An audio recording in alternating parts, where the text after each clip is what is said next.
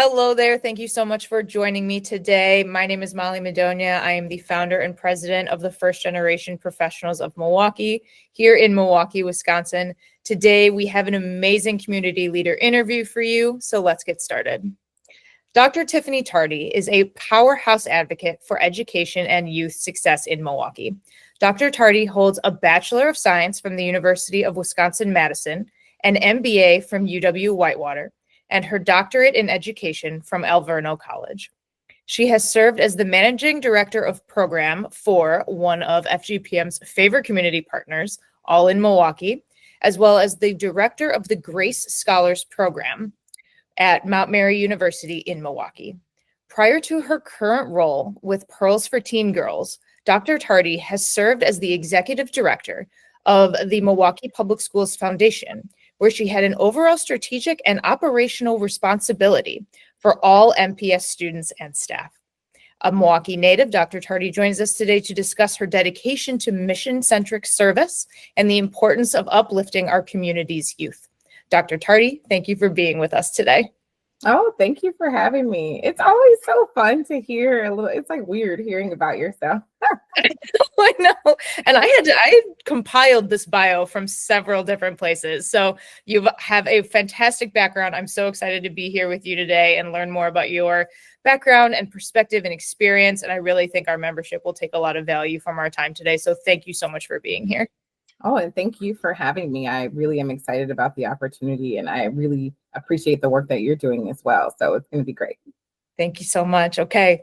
You are joining us today as the president and CEO of Pearls for Teen Girls, a fabulous Milwaukee organization with an incredible mission. Please tell us a little bit about Pearls, the young ladies you work with, and the services the organization provides.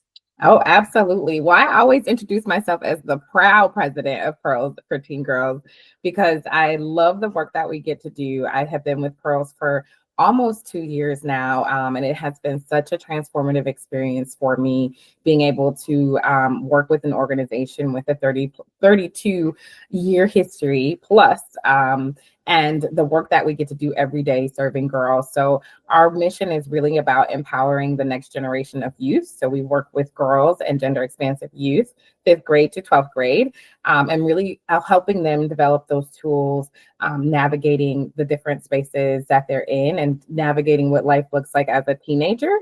And I always like to ask the question, can you imagine what life looked like as a teenager for you? And I don't know if I want to be a teenage girl again, especially today.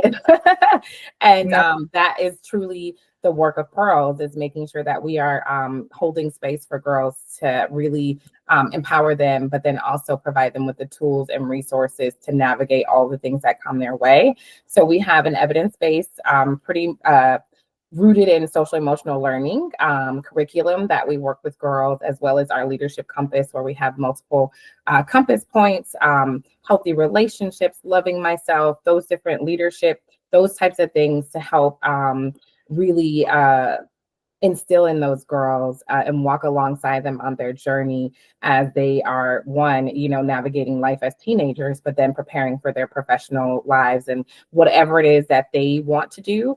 We want to be a part of that journey and experience for them, which is why I love Pearls, because we don't say that we have the answers for girls. We don't tell them what to do. Our programming is 100% voluntary. Our work is by girls for girls. Our Pearls values actually started. So Pearls is an acronym, and many people don't know this. And our values started with the first group of girls over 30 years ago. They created the Pearls acronym. They created our Pearls Promise that we use every single meeting, every single day that we bring our team and our girls together to help us remember those values and what we stand for and how we want to show up, right, as we're navigating all the things ahead for us. And so really thinking about personal responsibility, empathy, all those different things that build character, and those values and attributes that we stand for was designed by our girls. And that's how we try to show up in our work every single day. Oh my gosh, that's amazing. A 30+ year tenure is incredible. Mm-hmm. Wow. Congratulations to Pearls. Wow. That's unbelievable. Yes, I'm so proud and privileged to do this work. And our founder, Colleen Fitzgerald, is still connected with the work today. And even when I started a couple of years ago, she came back to help support in my transition. One of our former CEOs came back to help with my transition. Like, there's such love and commitment from the leadership of Pearls, from our board to our community members to the former staff and girls that we've served. What it tells you that there's something truly special and unique about the work that we do, that that people still, years later, still want to be connected and engage with that work. So it makes me really excited to be able to do it every single day, knowing that that what we are doing is something that is meaningful and transforming lives. Well, speaking of legacy and impact of the organization, according to the 2023-2024 annual report, which you have available on your website, I encourage anyone watching this to go check out the Pearls annual report. It's full of mission-centric data and really talks about what Pearls is doing in the community and who they're serving. So everyone go check out the annual report from Pearls. But Pearls impacted 860 girls. 98% of the girls would recommend Pearls to a friend, and 95% of girls would return to Pearls. These are incredible numbers. What does this impact mean to you?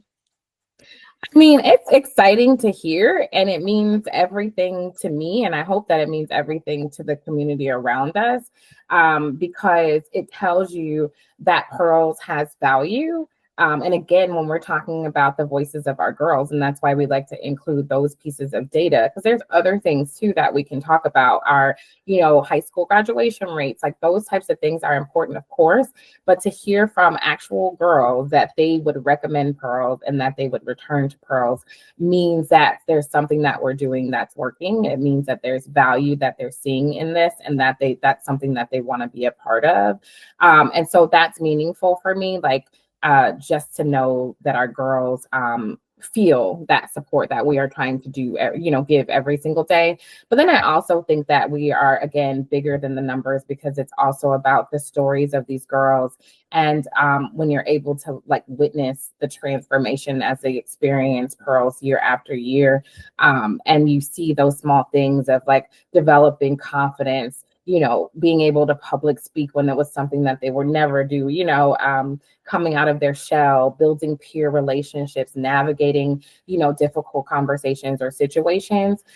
Those are the stories that tell you that that's what I believe. So our gala is coming up this week, and the theme for this gala is the butterfly effect of acknowledging these small things that can have such, lead to such huge impact.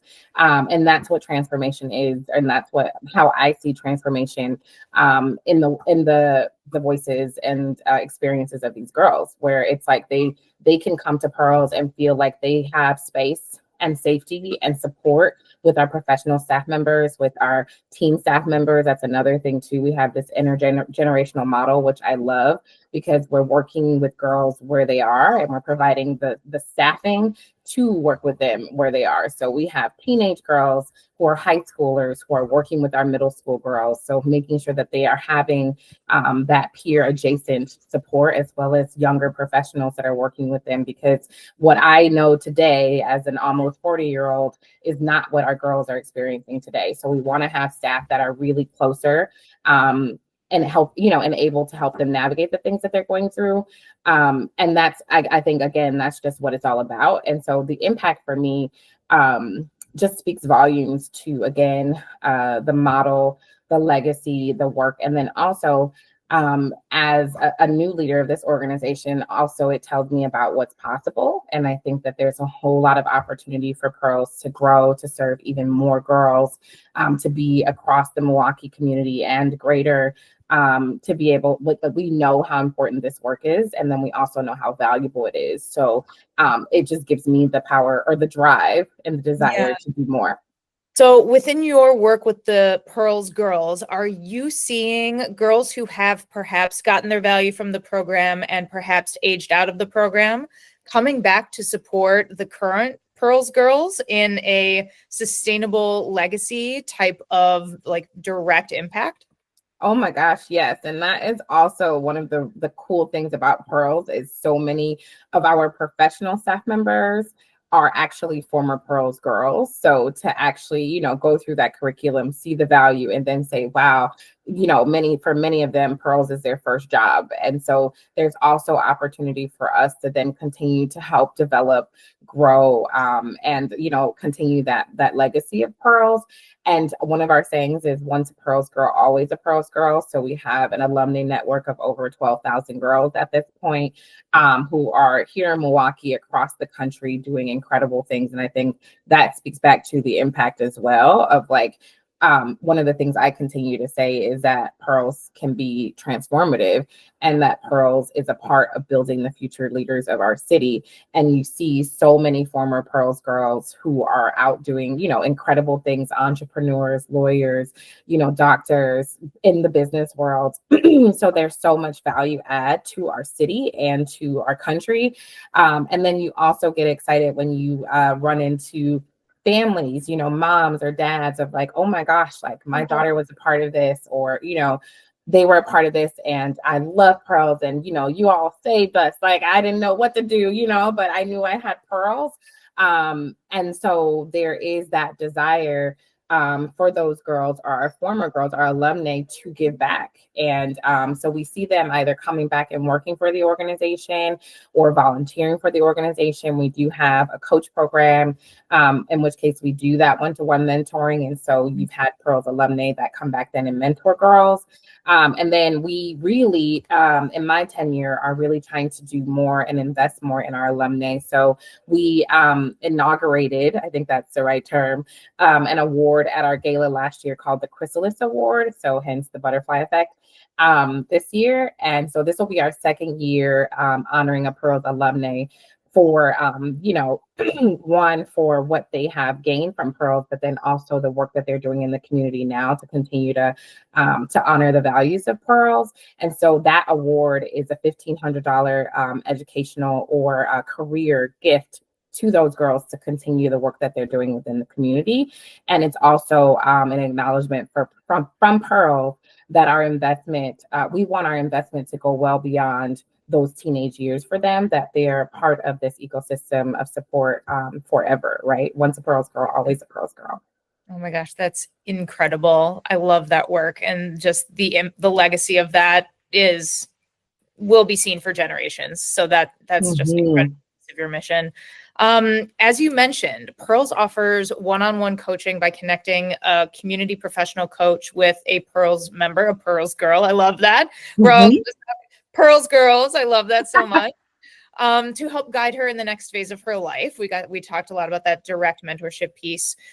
Similarly, first generation professionals of Milwaukee, FGPM, connects a first generation college student or a young professional with a first generation established professional through our formal mentorship program to help with things like career development, soft skills, and networking. How have you seen, or tell us just maybe one or two examples of the impact of the mentorship piece of your work with Pearls? Oh my gosh, yes. Well, I just reviewed all of these Chrysalis Award applicants over the last couple of weeks, and there's always a number of alum that will come back and talk about the mentor that they had or the mentor that they still have. Many of our girls will start working with the mentor in middle or high school and are still connected with them to this day. And so you hear examples and stories of working with this person is how I got connected to my career choice, or they helped open this door for me, or I've had mentors who've, helped us, girls transition to college and literally drive them over to Minnesota to unpack, to move into their dorms and get all set up with college.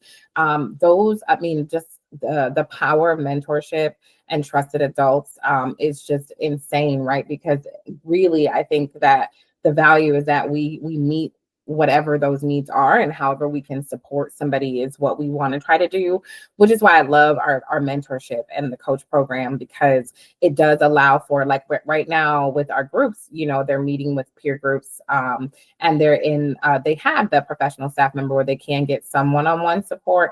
But with this coach program, they really do have that mentor that's walking alongside them one-on-one, supporting whatever those needs look like.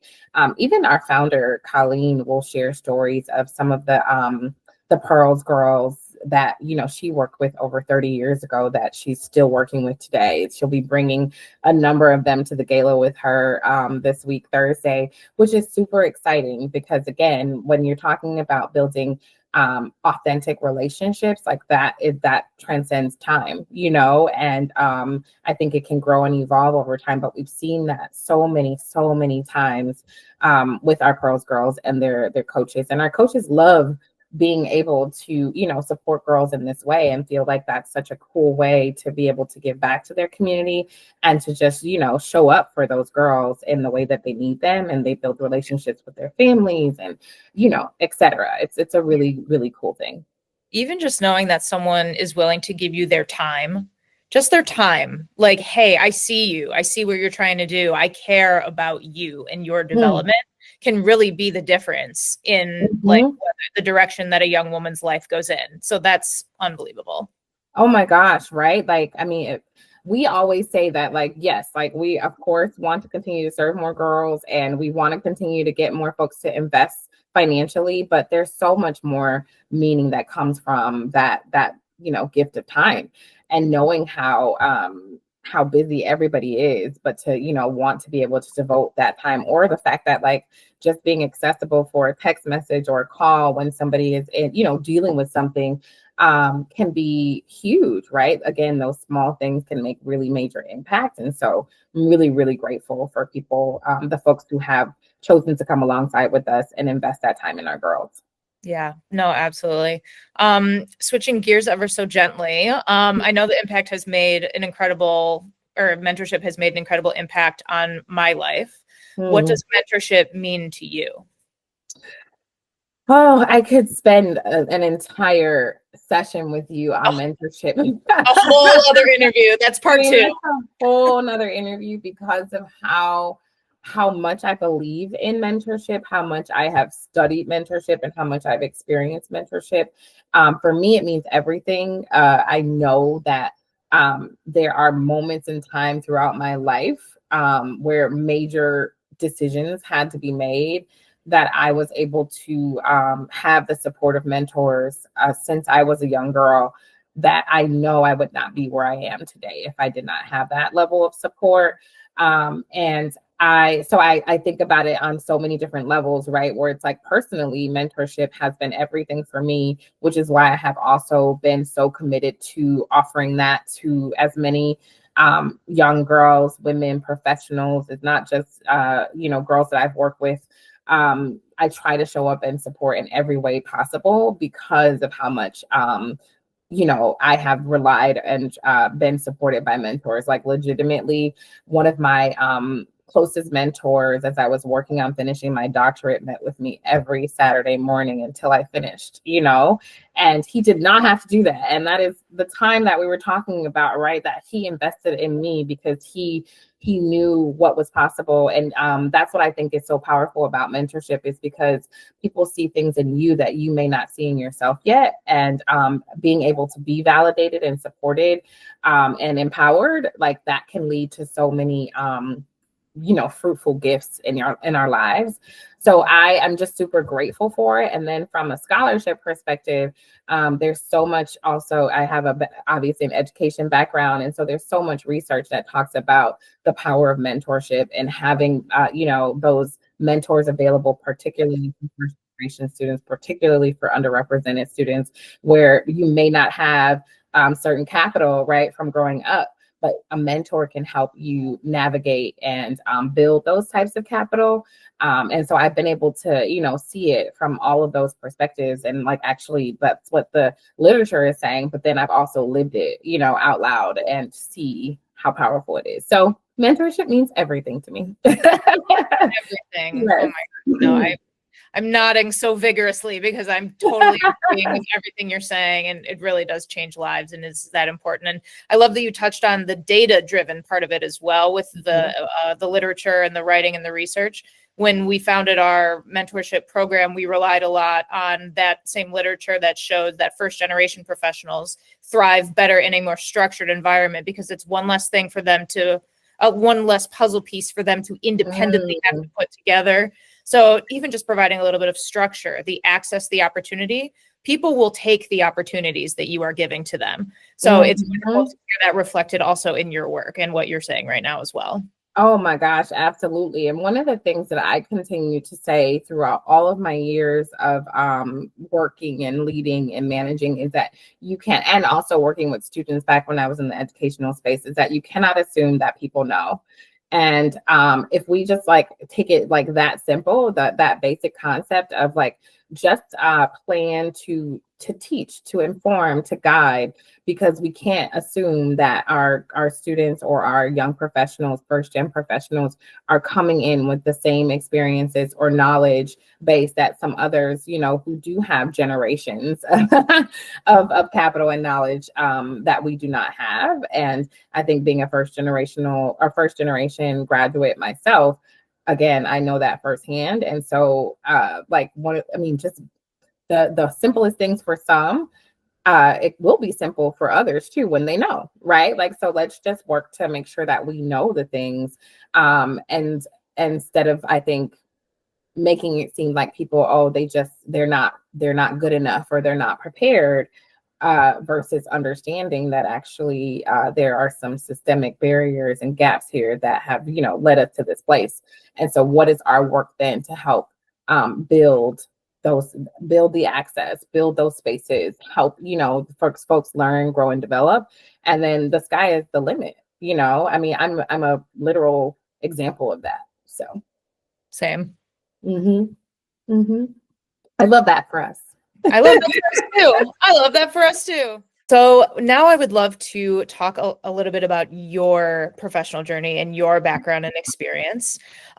You are a very public representative of Pearls and the wonderful Pearls mission in our community, having been invited to several Milwaukee podcasts, IWL at Marquette, and Radio Milwaukee to discuss the organization and how Pearls serves Milwaukee's youth.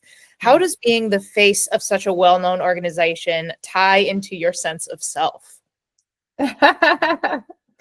Well, number one, it's exhausting. I have had to do the active work of, because of how much I value my work. I have had to actively work on practicing separating my work from myself, because there is a whole lot of worth that I have found in my work, if that makes sense. And so I'm actively working to be able to be very specific about like what my work is versus who I am. Because I find that because I am the face and because I always have to feel like I'm on, it can be really, really stressful. And also like, it's very rare that I feel like I can let my hair down. And I feel like such a different weight of responsibility as a Black woman in this city. And also, you know, feeling like you're standing, like there's so many others that are standing on your shoulders. And if you make a mistake, what does that mean for others? It's not fair, but it's the reality of us as a community. And so it's really challenging for me sometimes. And I say all that, and I love it. You know, I feel such gratitude for the responsibility that I have, that has been bestowed upon me to do this important work. And throughout my professional life, it has become so clear to me about how important it is to be authentically who I am. And now I feel like I fully understand who I am, what my purpose is, why I'm here, the value that I can add, and to be able to show up as that every single day. And that's what Pearls has allowed me to do. And so I find great value in that. And I'm thrilled to be able to be that model exemplar, because again, when we're able to have representation, and me as a president and CEO, and what that means for all the other girls and other young professionals out there who are looking to me, that means a lot to me, and I really don't take that lightly. So I find it to be incredibly demanding, but also valuable, important, for my journey, and to also be at a space and time where I do have the opportunity and tools and resources to be able to elevate voices of those from populations that may not have, may not always be at the table and may not always be centered. Like, now I can do that. And I find great responsibility, but also really great joy in that as well. Absolutely. No, I'm glad you mentioned it coming from a place of gratitude, because that was one of the emotions when I started to like really get into our work at FGPM and making mentorship matches and getting those emails that say like, hey, because of this mentorship, I was able to get a job. Like, the emotion that struck me the most was gratitude. Like, Yeah. I am so grateful to be able to do this type of work. And it was very surprising to me. I was not emotionally prepared for how much joy there would be in this work. So I'm so glad to hear you mention that. Oh, I love that for you too. Yeah, I mean, it's like this is the gift that we have been given, and of course, there are going to be challenges every day. But I know that there's impact, right? And when you know that you are making a difference in somebody's life, then you're like, I feel like it fuels you and it energizes you to keep doing it and keep fighting the fight, even when you're tired. I feel like I make that choice every single day to get up and do the work because I know that it matters. And so I will, do what I need to do to go on vacation and, and de-stress and, all of those things, and play with my puppy. Because those, I know I need to do what I need to do I think it's important for us to take care of ourselves. And I'm still working on it. I'm a work in progress, but to find those things that do help fill you back up, because it is a lot of work.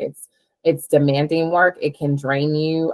There's a lot that goes into advocating, right, for others and supporting others. But again, you find that joy and it keeps you going. And so I'm glad that you're able to experience that. And again, your work is so important. And I'm so excited to learn more about what you all are doing, because of what I have done and experienced. I feel like it really aligns, right, with my purpose as well. So I'm really, really grateful for you. Well, it certainly is amazing to have you here as a first generation professional yourself. As you know, First Generation Professionals of Milwaukee serves those students and young professionals who are first in their family, community, or similar group, because not all families are nuclear. People come to higher education or professional life in a variety of ways, avenues, happenstances, and everything like that. And we are trying to be there for everyone, no matter your path to any of that. So we define our mission very broadly, but in an interview with PBS Wisconsin, you spoke about your first generation college experience. Can you tell us a little bit about your educational path and young professionalism as a first generation professional? Man, yes. It's hard because I had a lot of struggles. And also they made me who I am today. And I'm so grateful for them. I honestly, as a first generation college student at UW-Madison and graduating the top of my class from high school, Rufus King grad, go Generals, and feeling so prepared for college, and then going to college and having such, the kind of traditional culture shock, such challenge and struggle, not knowing what I didn't know, even though I felt like I knew a lot. I realized that being a first generation student, being a first generation graduate, being a first generation professional is so much more than merit, right? Like, it's so much more than you have the academic accolades or you've, built these things. There's more nuance to that, and to navigate spaces that were not designed for you, to navigate spaces that are uncomfortable or unfamiliar, can have direct impact then on what your experience looks like. And so as I tried to navigate my first year of college, it was a struggle in in trying to fit into these classrooms, these huge lecture halls, trying to, imposter syndrome creeps in, trying to understand what even some of the feelings are as I was trying to even understand my Black identity. Like there was so much that happened that really, made me not even want to continue. And that's why, again, you understand why many folks don't go through and finish college, because there's so many variables that can really negatively impact your experience. I'm very grateful for mentors, right? And having advisors that I could go to really help me understand, because I was blaming myself for a lot of like, why can't I do these things? Isn't this happening? And sure, there's some personal responsibility. Like there were some adjustments that I had to make, but I really was like, the navigational capital that I did not have, I was able to really lean on the support of mentors. And it was mentors within my college experience that led me to even trying to understand my experience and then how to make that different for those who came after me. And that's when I started getting involved in, advocacy work through our Black Student Union. I got involved in my sorority and wanted to be a part of the change, and, meeting with university officials and leadership, and like trying to, again, be a voice and advocate for other students like me. And that's what led me to the career path, right, that I have been on for the past 15 plus years, almost 20 years. Oh my Lord. And and then also, as I graduated from college, I had no idea what I wanted to do with my life, because I thought I was going down one path to become a doctor, and then realized that that was not what I wanted at all. But then also was in such a rush to get out of college because I was hating the experience, that there was no plan in place, which is the story for, not the same story, but really the same story for a lot of first generation graduates of like, I didn't build any capital around internships or, intentional opportunities when I was an undergraduate. So I came out of college really without any plan or direction. And I'm very thankful for an advisor of mine who connected me with some folks at the University of Wisconsin-Whitewater, where I was like, I think I want to do this higher education thing.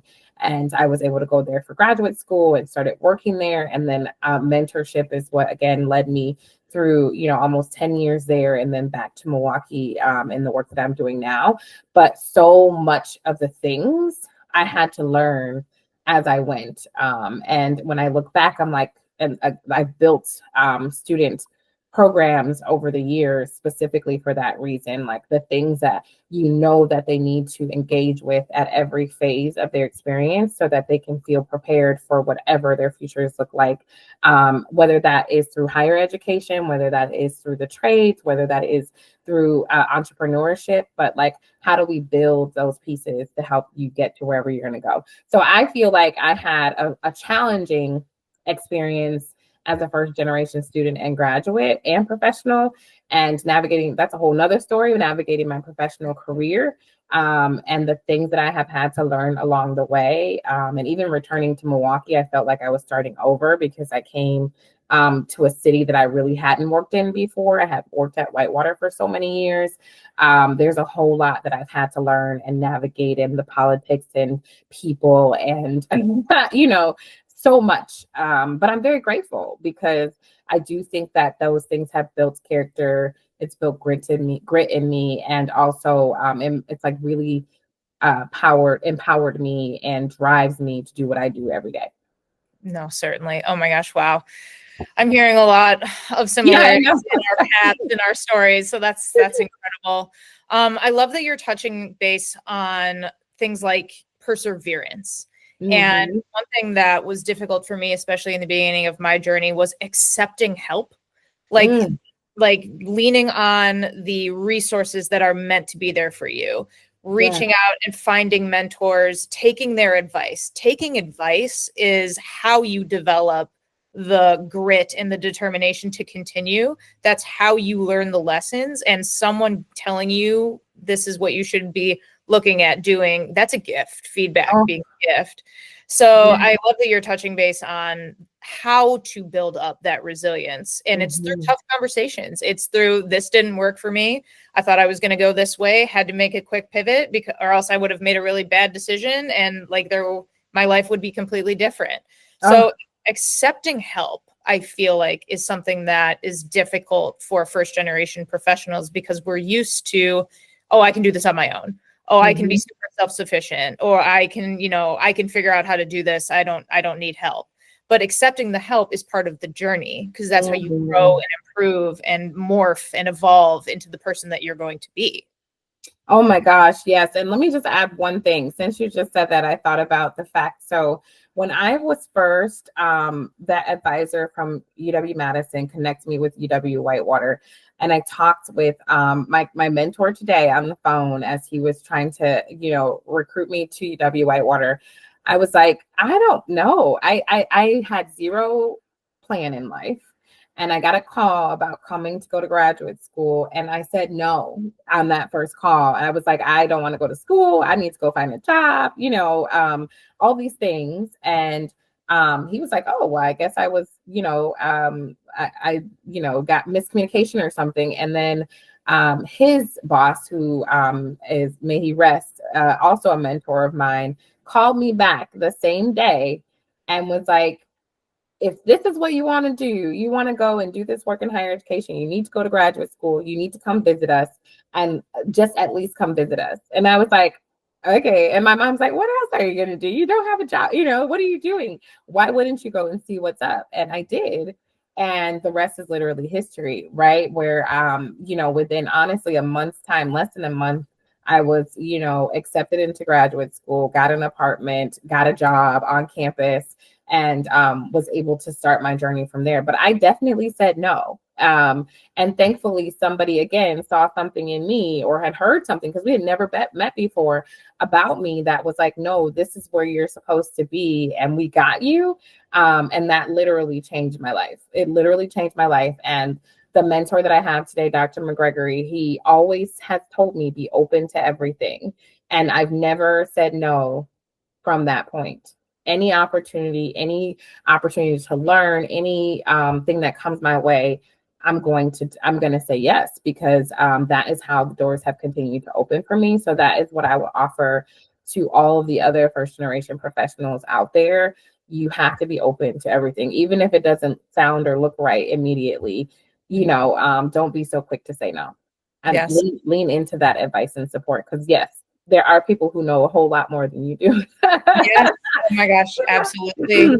So my next question was going to be, do you have any advice for our first generation membership? But we are putting a bow on that thought. Yes, with ma'am. lean on your mentors, say yes to things, explore, be open, get creative, make decisions, be decisive, and everything like that too. Like, what are maybe one or two other pieces that you have for our first generation mentorship members? Oh man, that was my big one. For sure. The other thing I would offer is to remember.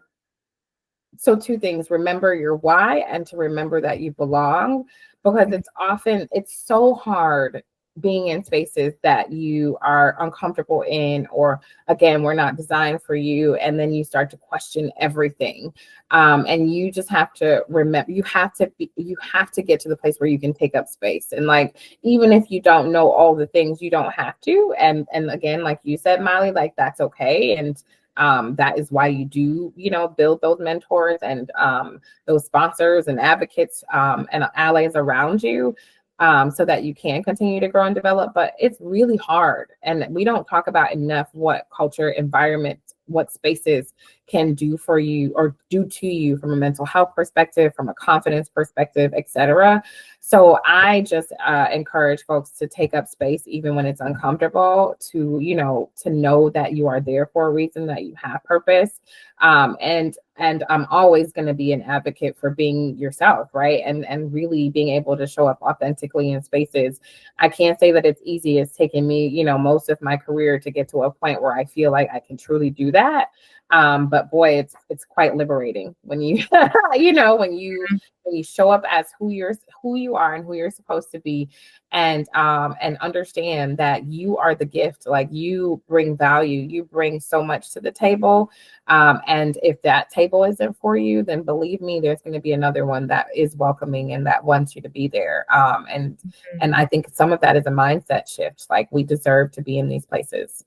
Yeah, absolutely. Taking up space, especially as women, Oh especially my with God, girls working with young women. Like, Mhm. take up space, ladies. We are the table. Like, Yes. take up Mhm. space. Yeah, I love that. That's a great point to leave with our first generation professionals. Mhm. So I have one more question for you, but Dr. Tardy, thank you so much for being with us and sharing more about yourself, about your journey, about Pearls and your work with Pearls. It is an incredible organization. I will close us out with one question that we love to ask all of our community leaders, and that's, what do you love about Milwaukee? Oh, yes. So the first thing that comes to mind, it always comes to mind, is food. I am such a foodie. And I love, number one, I love summers in Milwaukee because you can be out on patios and having good food. But I find Milwaukee really does have so many different types of restaurants, cuisines. I feel like we're underrated. Like, we have quite a food scene here, and I'm loving to like seeing all these different like chef events and things that are highlighting our different restaurants in town, because we have some awesome restaurants. So I love that about our city.